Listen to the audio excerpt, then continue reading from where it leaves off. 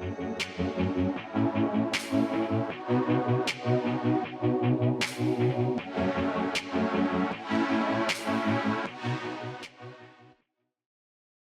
you everyone for joining today. I am Julia Hare, Editor-in-Chief of Rethink Retail, a leading media outlet covering D2C and retail trends. And joining me today, we have the CISO from Fortinet, the CISO from Ulta Beauty, and a VP from RH-ISAC. We're together discussing some of the trends from the RH-ISAC annual benchmark report. And this is where they interview and look into some of the top security trends and risks from retailers, as well as what some of their plans are for the year.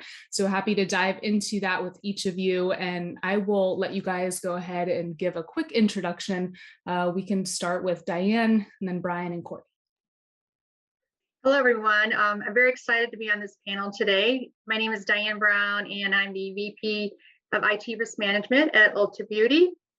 And I've been at Ulta Beauty now, it'll be 14 years in April. And it's, from the security perspective, it's been a whirlwind journey. As 14 years ago, security was not as it is today. And as it's growing, conversations like this and, the organizations like the RH-ISAC are so important to security professionals, to have that opportunity to share this information. So thank you very much for this opportunity, Julia. I'm Bryon Hundley. I'm the Vice President of Intel Operations with the RH-ISAC. I'm actually a newbie at the RH-ISAC, so I just came on to the organization back in October. However, my background is in cyber defense. So think, threat intelligence, incident response, vulnerability management, threat hunting, security engineering, and those areas. And, working with the RH-ISAC is interesting because we work with such a wide breadth of different organizations, and the intelligence and the collaboration that comes in really gives us, I guess, a unique perspective on the threats that impact, our membership. So very happy to be here and be part of this panel. Yeah, and I'm Courtney Radke. I'm the field CISO for retail here at Fortinet. We're a global cybersecurity company, and my role focuses on retail, supporting retailers of all shapes and sizes. And prior to Fortinet, I've been here a little over 2 years now. I was in the retail industry. So for the last 10 plus years in the retail industry, last stop was in the quick service restaurant industry. So I agree, 10, 15 years ago, security looked completely different. And so it's a continuously moving target. And I'm happy to kind of talk about what some of those challenges are that retailers are facing today. Diane, Courtney, Bryon, it's great to have all three of you on the call today from all different angles. I'll start with you, Bryon. From the RH-ISAC perspective, what were some of the top risks that you uncovered in this report? Oh my goodness. So some of the top risks that are on top of the mind for our members are cloud security, ransomware, third-party risk, and then a grouping of phishing, business email compromise, and malware. So it's almost like the usual suspects for 2020, 2021, and now 2022, right? Excellent. And are there any other security risks that you're hearing from your customers, Courtney? Is a lot of the same of what Bryon just mentioned? Yeah, it's the broken record, right? It's a lot of the same. It's ransomware. It's where are they going with their cloud strategy, the who's on first of the shared responsibility model there.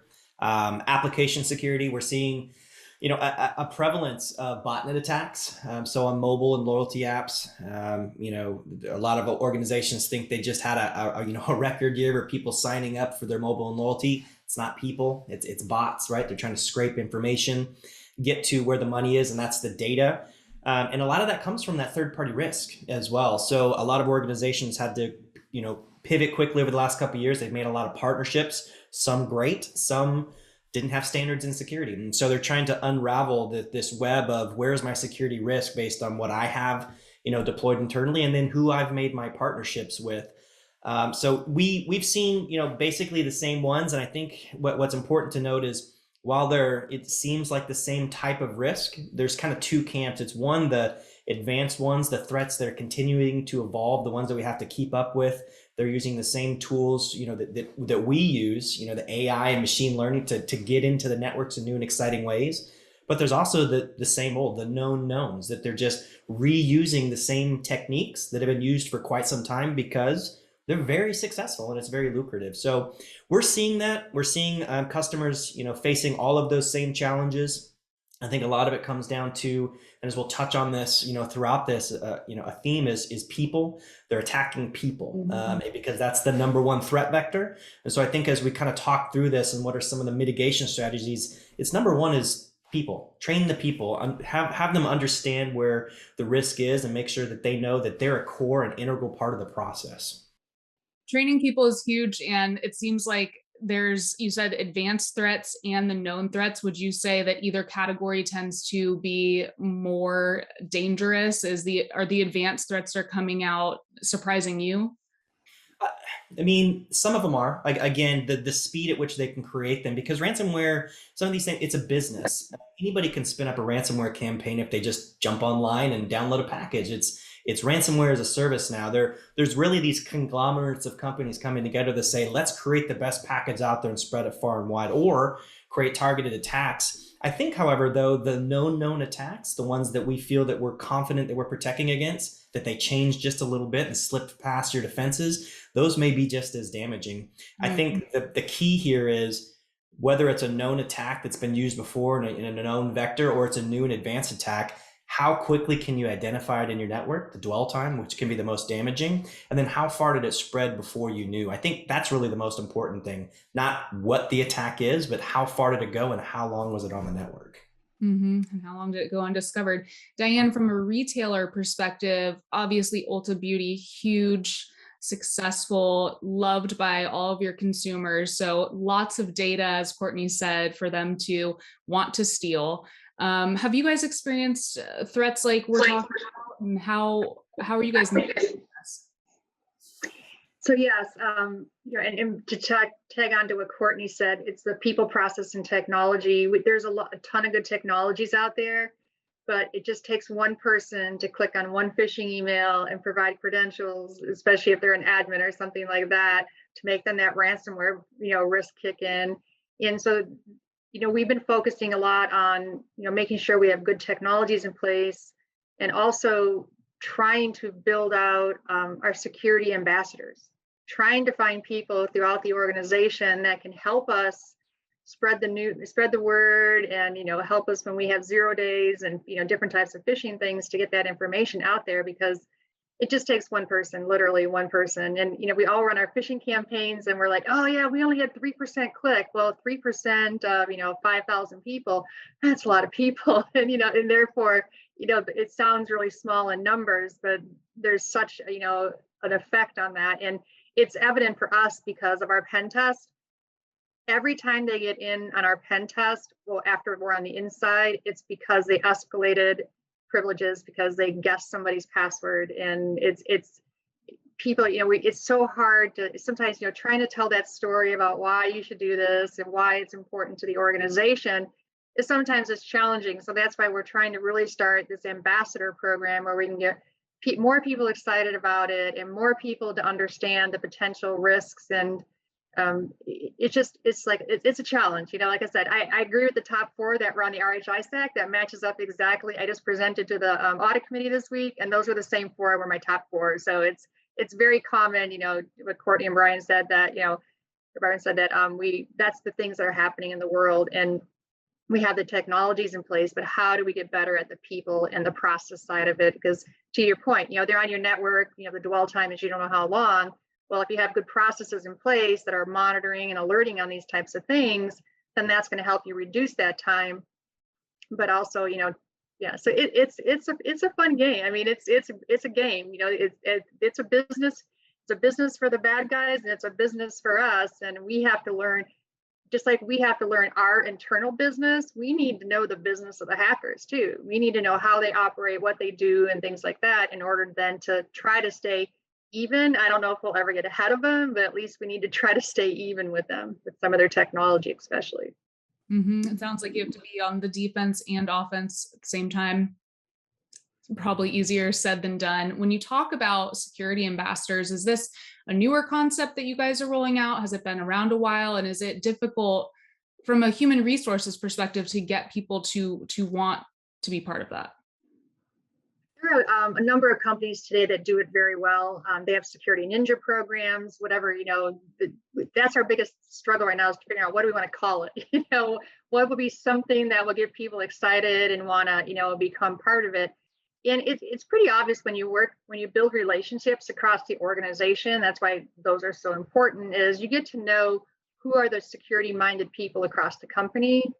And then we just glam onto them. We're just like, okay, you need to be my new best friend. You and I are going to work together. If I have a project, I'm going to include you on it and try to get you on there. Because if you can get these people that will then in their meetings talk about it and help, present this information, I think that is what's so important. Because, it doesn't matter how big your team is, how much online, your online training you have people do. If it's a 10-minute course, 10 minutes later, they're off on and something else and they've totally forgotten what you said. And how do you keep that front of mind all the time? And that's why trying to do it through the relationships we have across the organization is what we have found has been the easiest to work. Haven't gotten to the HR side of it yet to see how they feel about all of this. They know that we're working on it, but I'm excited for the progress we're making. Mm-hmm. And you have to make progress really quickly, it sounds like, to keep up in this space. Bryon, I'm going to pass this to you. What were some of, say, the top 3 identified initiatives that retailers are focusing on in 2022 as it relates more back to the report and study?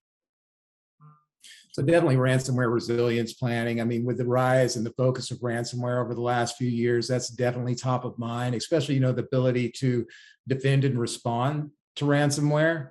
And then you've got security for hybrid cloud and on-prem environments. I mean, cloud is on top of mind for all of our CISOs and organizations, especially as they're going through this digital transformation process. And then you look at, after COVID, you've got, employees who are working remotely, right? So we're getting that hybrid cloud environment, which makes it a much more it's much more challenging to secure because that attack surface has just grown tremendously.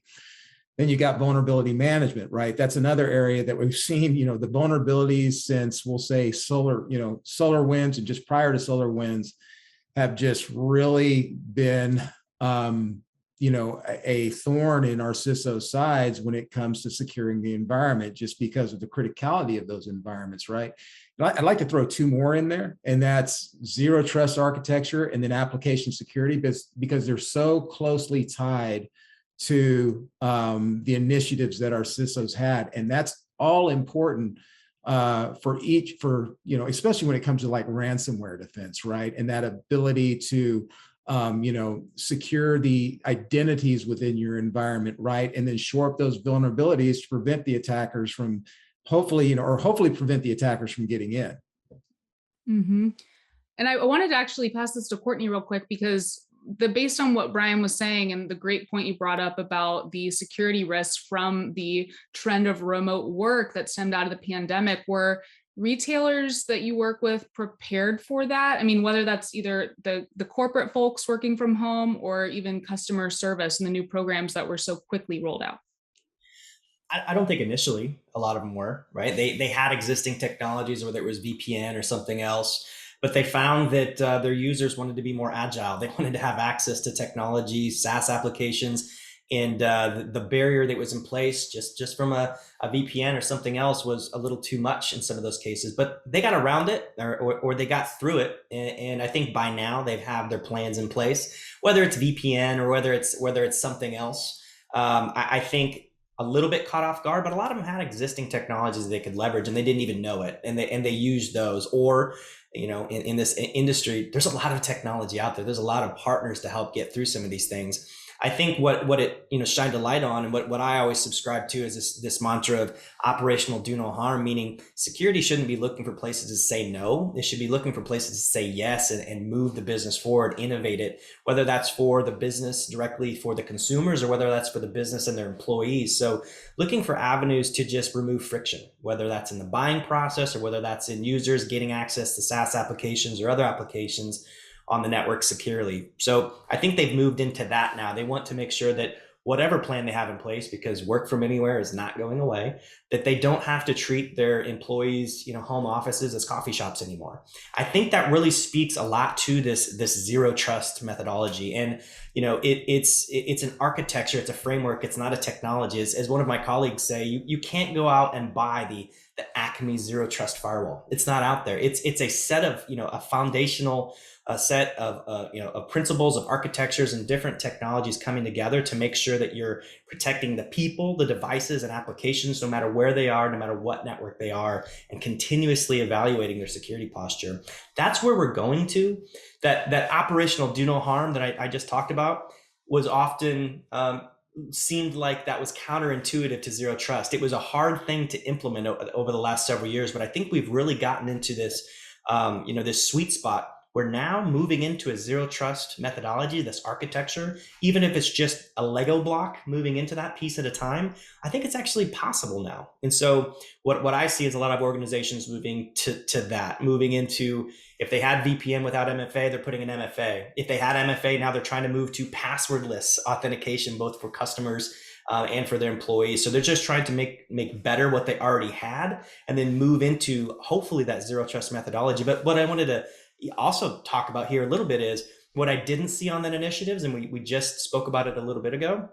People, right? The training should be really number one up there. And I think if you move training to number one and zero trust to number two, we'll find that it's going to take care of a lot of those challenges underneath that, the risk management, the vulnerability management. A lot of those things are going to be solved by ensuring that your people are trained up and that cybersecurity is everybody's responsibility. And then that zero trust methodology, just protecting the entire ecosystem from users, devices, and applications everywhere.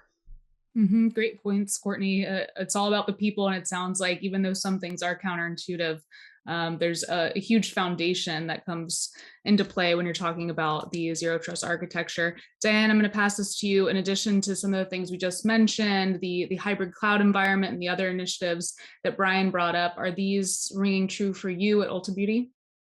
So the cloud, of course, is one of the challenges I think most of us face.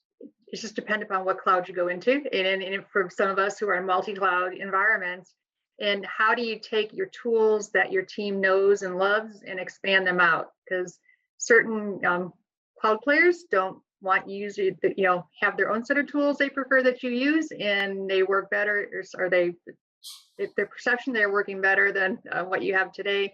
And how do we constantly keep the people knowledgeable about these tools and know how to use the tools and how to take what the findings are and fix remediate the findings and things like that. So, I totally agree with Courtney on the whole people issue. I always tell people, if I could just get rid of the people, our company would be really safe. I wouldn't have to worry about anybody's account getting hacked, anything happening. If you can just get rid of the people on the internet, life's good for us. But that's not reality. That's not the future. And so how do you make it easier for people, and how do you deliver, like you said, the cloud? The idea behind the cloud is you can be more agile, you can be more innovate, have more innovation ideas going through.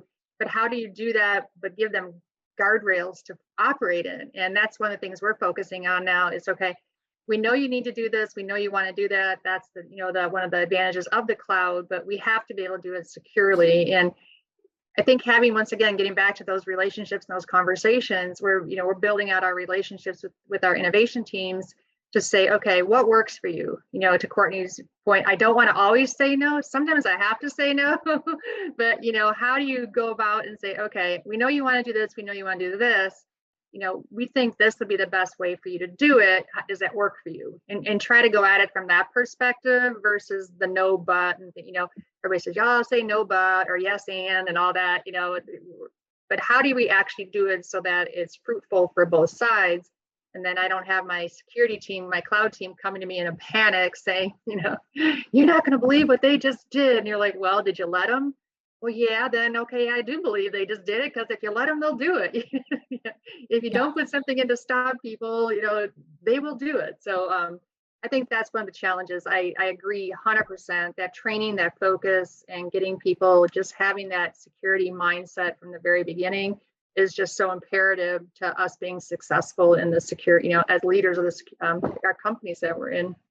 With all of the responsibility on your shoulders as the CISO for Ulta Beauty, would you say the number one initiative ties back to the people and process that you just mentioned, or is there something else that you would say is your number one? As you know, as Courtney says, it should be number one. Is it number one? From a training perspective, no, but from a constantly trying to be in front of them, we actually have, we do a lot around putting tips up. We do a lot of going to people's team meetings and talking to them and explaining to them. We try to do a lot of things, like we put the report phishing button in email to make it easy for people to report phishing. And that actually was, for something as small as that, it made such a difference, because now otherwise people would email me and then I'd email the team, and it wasn't very efficient to do this. But now they can send an email to this email box. It's all automated. It goes in and says, okay, is this a bad email? Is this a good email? It checks it out, and then it goes out and everybody responds back and says, yep, this is good. No, this is bad. Thank you. And then we automatically pull it out of everybody's mailboxes. So it's things like that if you can make security easy for people, then they're more willing to do it.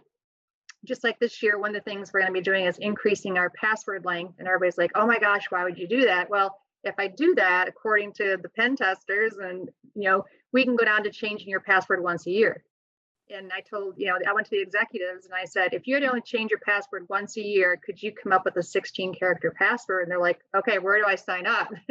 Because with BYOD devices and your laptops, trying to synchronize your passwords every 90 days when you change them, because it becomes very painful for people. And we're not to the point yet where we can go passwordless, as a lot of companies are doing. But that's something in the future that we think about. But it's, how do you make things easy? Somebody told me once, is how do you serve chocolate with your kale? Okay, not everybody likes kale.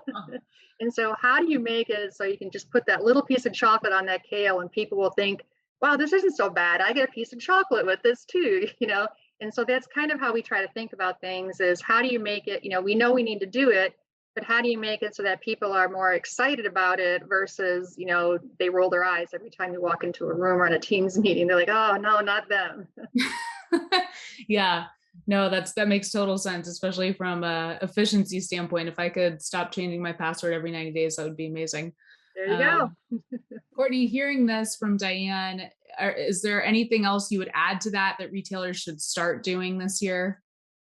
I think what they should start doing, and it kind of went into what Diane talked about, is there are, within the organization, there's people that like one cloud platform or another, whether it's for the innate, tools that they have, or the knowledge that they have in programming in one, or just building, what they want in a specific cloud environment. But we know that most organizations are not in one cloud environment. In fact, most organizations are in multiple cloud environments. So I think one thing that needs to start doing, and we're already seeing that, is looking for this kind of abstraction layer, that the development, the innovation, all of that stuff can happen on whatever cloud you're on. But above that, the network and security should be across all of them. So it should be one network and security policy, configuration, service across all of them. And those do exist. So I think what that's doing is it's removing that right? You've already built your security policies. You built your network policies above all of the clouds. And now you've just freed up your teams to innovate, to move quickly, to do that,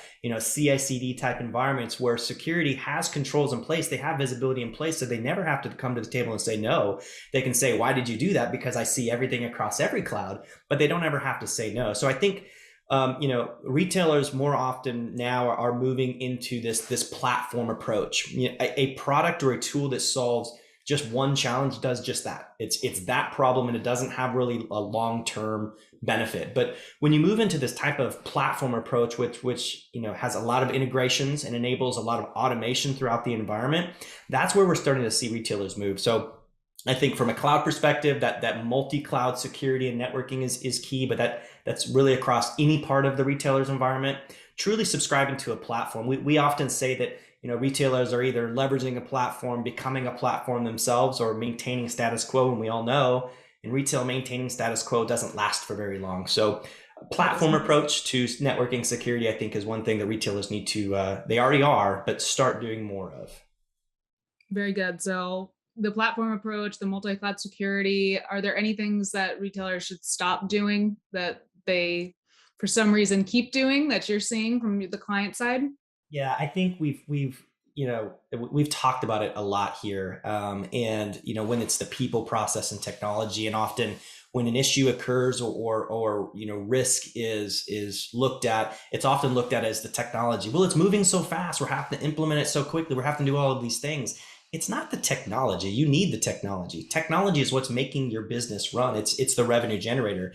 So stop looking at technology as the line item or the cost center and the problem. It's really the people. And if you fix the people, that will fix the process. And then the technology is just works for itself. So I think treating technology truly as that revenue generator, making sure that you're investing in your people that understand the technology, and then fixing the processes, across the board. That's really, I think, where we need to go. And we are, organizations know that they haven't been able to pivot over the last couple of years without technology. It's not just happened with hamsters running on wheels. It's everything running behind the scenes from multi-cloud to IoT, all of the omni-channel experiences that runs on solid infrastructure and all the way up into the cloud environment.